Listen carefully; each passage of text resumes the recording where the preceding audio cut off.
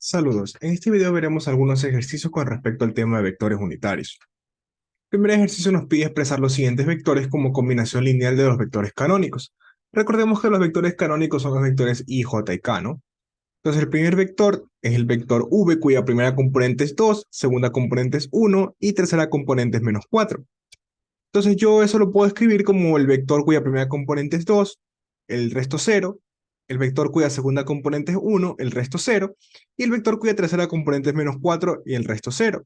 Ahora, notemos que el vector cuya primera componente es 2 y el resto 0 es el vector cuya primera componente es 1 y el resto 0 multiplicado por 2, es decir, 2 por i. El segundo vector ya sería directamente j por definición de j, y el tercer vector que se está sumando sería menos 4 veces el vector k, y es por eso que nos queda 2i más j menos 4k. De manera completamente análoga se hace el siguiente vector, ¿no? El vector u. En este caso, el primer vector se lo puede escribir, ¿verdad?, como la suma de tres vectores, donde el primer vector es el vector 0,0,0, y sería 0 multiplicado por i. Es por eso que no nos aparece la i al final, en la suma final, ¿no? Entonces vamos con un segundo ejemplo, ¿verdad? Este segundo ejemplo es importante porque permite la definición de algo que se usa bastante y es el hecho de normalizar un vector. Es decir, dado un vector no nulo, conseguir un vector que tenga la misma dirección del vector original, pero que sea unitario. Entonces, primero vamos a hacer esa deducción. Recordemos que multiplicar un vector por un escalar mayor que cero no cambia su dirección, ¿verdad? Solamente lo escala. Lo puede hacer o más grande o más pequeño. En cambio, si lo multiplicamos por un vector menor que cero, sería la dirección contraria. Y si lo multiplicamos por cero, bueno, nos haría el cero vector, ¿no? Entonces, como v es distinto de cero, tenemos que el módulo es distinto de cero.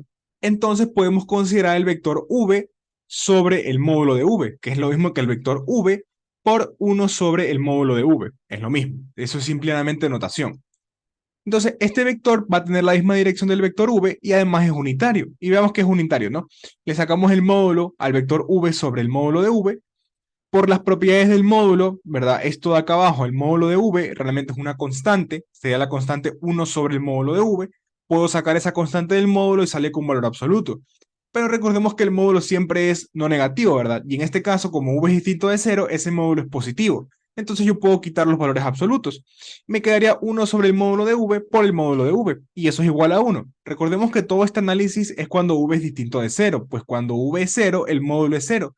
Y ahí no podríamos hacer esto, ¿no? Porque nos caería una división entre 0, que no está definida. En particular, ¿verdad? Si queremos encontrar un vector unitario con la dirección del vector 2,3 menos 6, bastaría simplemente con encontrar el módulo de dicho vector y dividir el vector original para dicho módulo, es decir, normalizar dicho vector. Entonces tenemos que el módulo de v al cuadrado va a ser igual el cuadrado de la primera componente más el cuadrado de la segunda componente más el cuadrado de la tercera componente.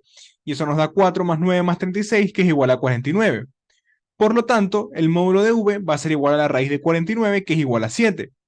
Y por tanto, un vector unitario en la dirección de v es el vector u definido de esta forma, ¿no? U sobre el módulo de v, que va a ser igual al vector original v multiplicado por un séptimo, que es igual a este vector de acá, ¿no? 2 sobre 7 más 3 sobre 7, 6 sobre 7. De hecho, un ejercicio interesante sería que verifiquen que efectivamente es un vector unitario. Gracias.